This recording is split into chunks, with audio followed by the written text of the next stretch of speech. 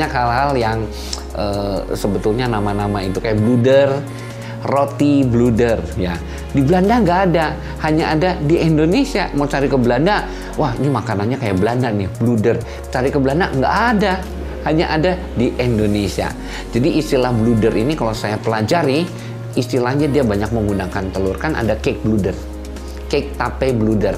Tape tapi telurnya banyak sehingga kuenya halus sekali pakai tape. Namanya tape bluder. Ada.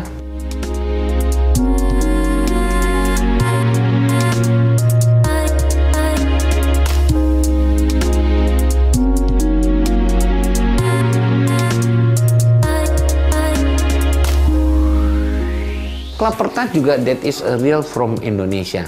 Karena pada saat dulu kita dijajah cukup lama, orang Belanda yang tinggal di Manado, dia mengolah makanan yang ada di sana sehingga cocok dengan lidah dia. Jadi campurlah antara terigu, maizena, susu, telur, dikasih kelapa, dan sana kental sekali menggunakan ram. Nah, rem itu beralkohol, dimana pakai kismisnya direndam tuh sama rem, dan adonan kuenya berbau rem, berbau minuman.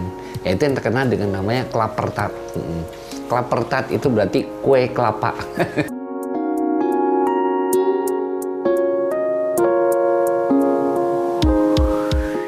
One kind of Dutch fritter that usually classified as Indonesian kue basah is kroket.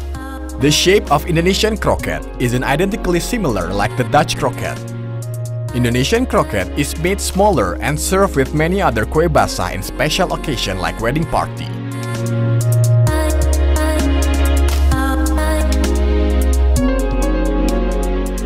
Kroket tuh Belanda. Kroket tuh kita sebut kroket karena orang Belanda ngomongnya kroket. Padahal orang aslinya kroket itu dari Perancis, tulisannya kroquette, itu aslinya. Terus apalagi tadi bilang panada. Ya kalau panada itu dari sebetulnya bukan Indonesia, itu dari Filipina. Ya chiffon cake itu Filipina. Tapi masuknya dekat ke Manado, jadi orang bilang oh dari Manado. Ya padahal bukan, itu Filipina. Tapi itu udah kue bawaan dari luar.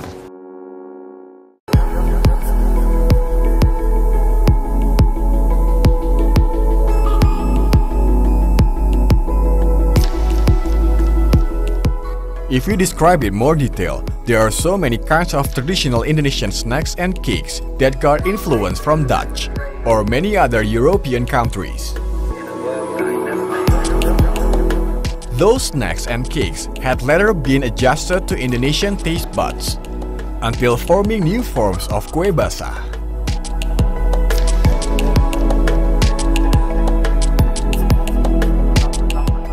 Kalau kue basah dilihatnya dari ciri khas makanan Betawi kayak gitu kan, Melayu ada ciri khasnya, model-modelan makanan tradisional kayak gitu kan, namanya kue basah.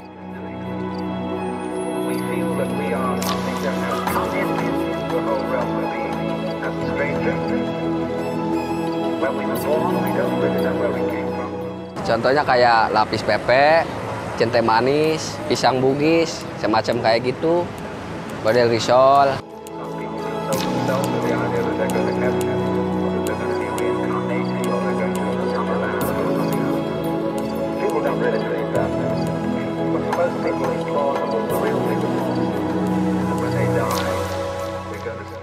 Kalau risoles pun juga itu kue udah di Indonesia, tapi di negara barat pun ada risoles itu. Ya, cuman Indonesia orang lebih kenal karena ya itu yang saya bilang bahannya mudah didapat.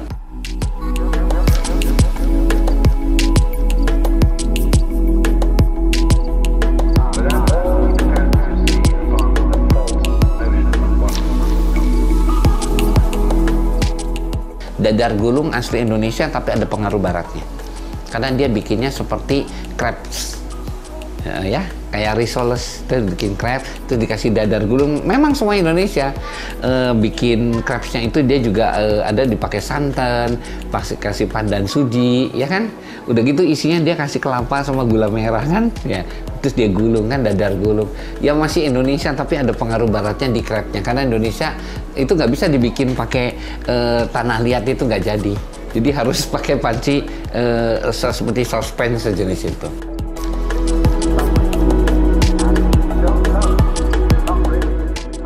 sweet taste that traditional Indonesian kue basah bear makes some people don't want to eat it too much because they don't want to get fat. That may be the reason of why thus kue basah consumers aren't as many as savory munchies that's tasty and satisfying.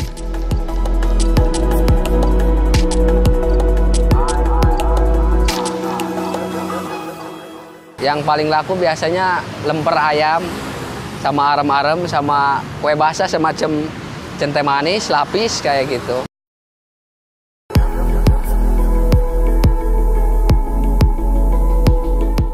However, now there are so many kue basah that combine sweet and savory taste and processed by deep frying. Yet unfortunately, many people consider it already as kue basah, which actually a common mistake.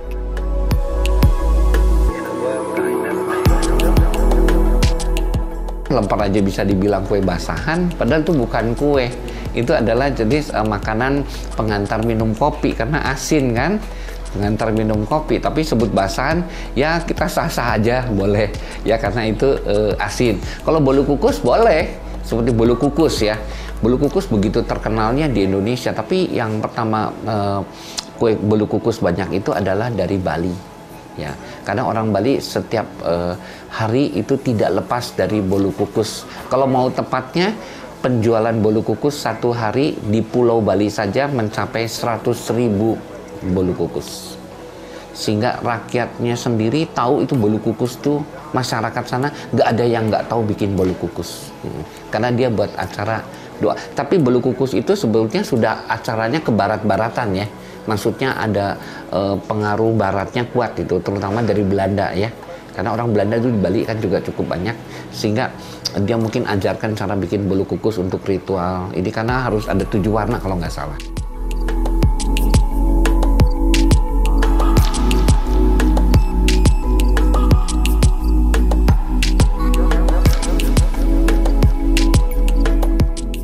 Since foreign influence make the definition of kue basah became broader, all kinds of market munchies like kinds of bread, lemper, brownies, and fritters inevitably classified as kue basah as well.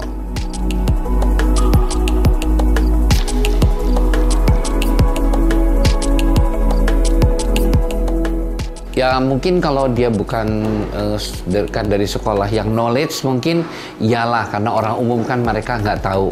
Karena dia kalau ke pasar juga, lah orang pasar mana tahu sih yang kue basahan yang mana. Oh basahannya ada apa aja nih, ada lemper, ada ini, ya kita diem aja. Kalau kita lurusin juga dia, berlakunya bilangnya kayak gitu, mau apa? Ya kan? Ya sudah, kita ngikuti saja. Tapi kalau yang benarnya kan tidak begitu.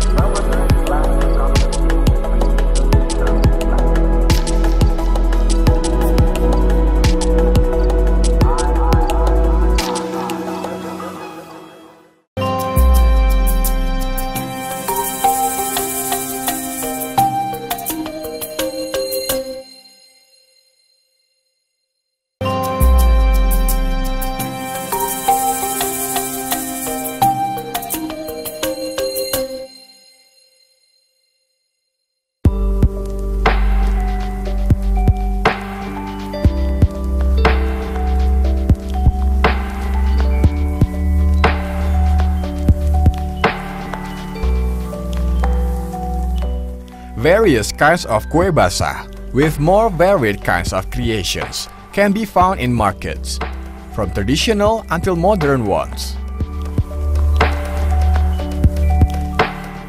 They even sell it with more varied ingredients, just what we can find in Daun Cake Market in Pasar Senen, Jakarta.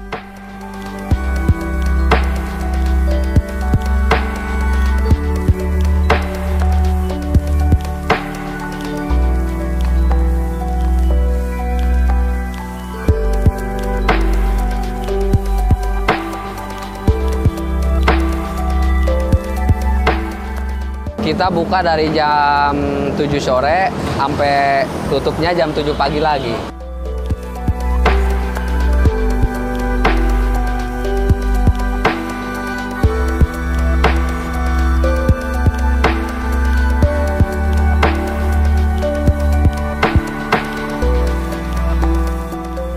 Dari jenis-jenis yang saya jual ada bugis, ada kue pisang, putri ayu, bolu kukus, ada cantik manis, kue pepe, sosis Solo, risoles, terus pastel, lemper ayam, roti, terus di Ambon.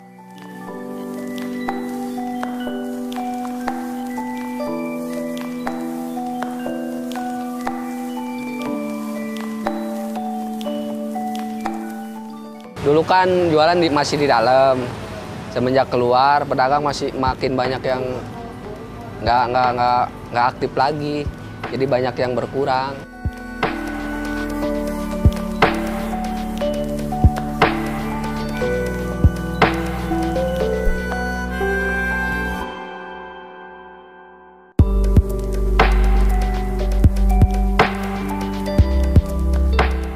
Kue basahan itu waktu dulu sih tidak ada di toko-toko modern. Dia hanya adanya yang di pinggir jalan, itu memang benar.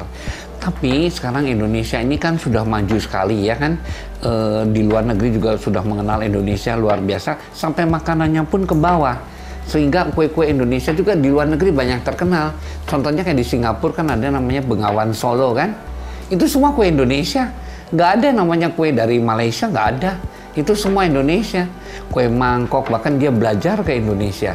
Dia bikin kue ini, walaupun rasanya beda dengan Indonesia, tapi itu semua Indonesia.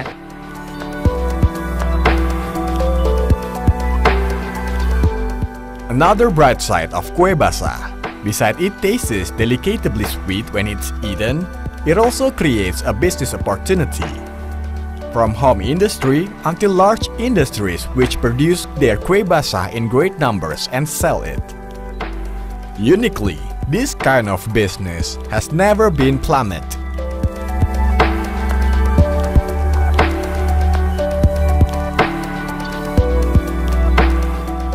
Kalau masalah kue kita ada yang ngirim.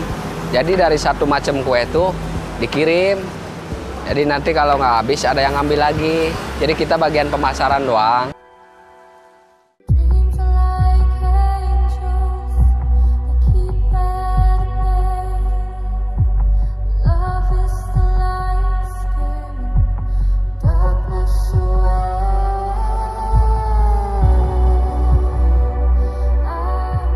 Kalau ketahanan sih biasanya sampai acara besok malam nih, dari sekarang buat acara malam lagi tahan. Biasanya kan yang acara-acara gitu ngambil kue dari sini buat acara pengajian kayak orang hajatan atau pesta ulang tahun lah kayak gitu.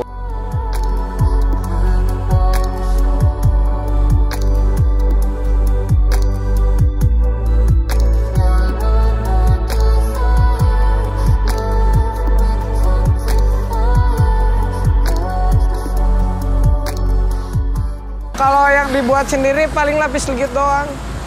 Kalau yang kayak gini kan banyak macamnya, jadi gak keubar waktunya.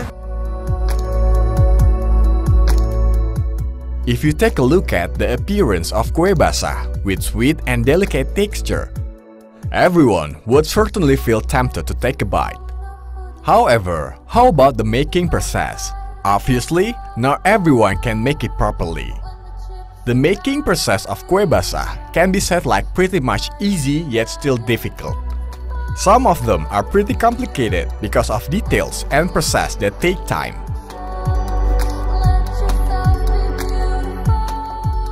Jadi kalau kue tradisional itu nggak gampang-gampang, tidak kayak kue Eropa. Ini terigu, gula, kocok, naik, kasih mentega, plek, panggang jadi. Kue Indonesia nggak bisa. Contohnya kayak bika Ambon, dia betul-betul ngocoknya harus yang benar, diaduknya mesti pelan ya. Kalau nggak dia nggak bisa keluar sarangnya, didiemin 12 jam kalau nggak salah, terus pagi-paginya baru dipanggang bersarang. Mana ada kue barat yang kayak gitu. Kue barat semuanya bisa dikerjakan oleh siapa saja, tapi kalau kue tradisional Indonesia, no, nggak bisa.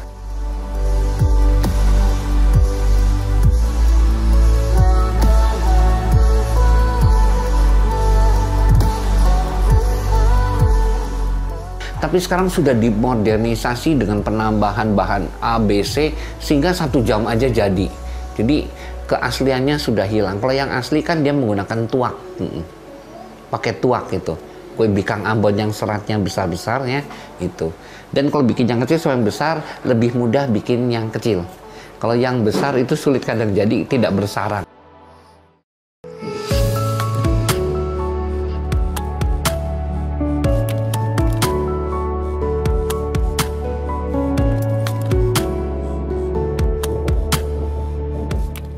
Orang barat yang mendalami juga, murid saya banyak juga orang-orang asing kan, dia angkat tangan. Nah, untuk mendalami. Enak beli, katanya murah. Cuman 5.000, bikin dikasih uang 100.000 belum tentu jadi.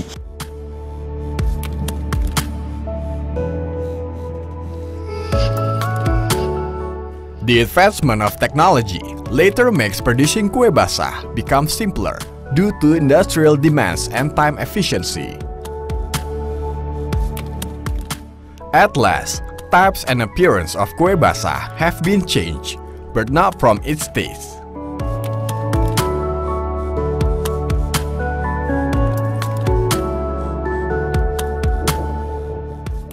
Ada tapi berubah. Contohnya dulu adanya kue lapis ya.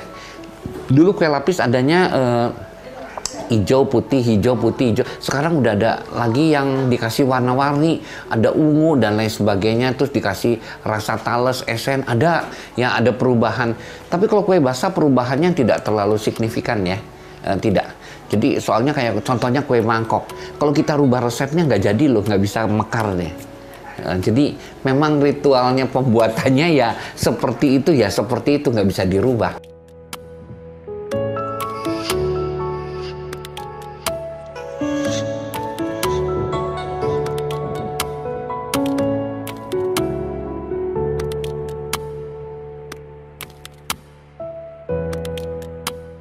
Dari segi warna, orang kadang ada yang ngaruh, kadang ada yang cuek-cuek saja masalah warna. Tapi kebanyakan sih orang cuek aja sih, percaya gitu, nggak ada bahan-bahan kayak gitulah. Soalnya kita juga sering makan sih.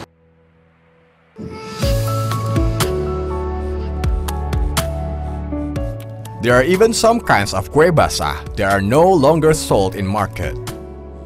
Instead, we got to order it in advance to home industry producer.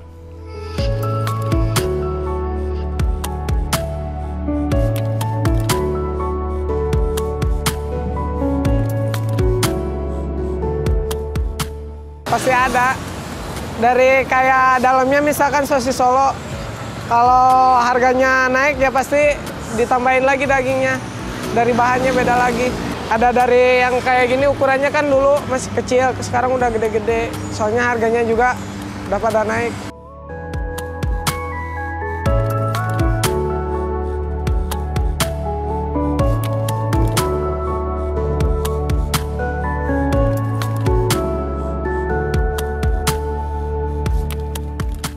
Paling kue lupis kayak gitu. Terus kue cucur jarang. Wajik kan masih ada tapi udah jarang sekarang. Soalnya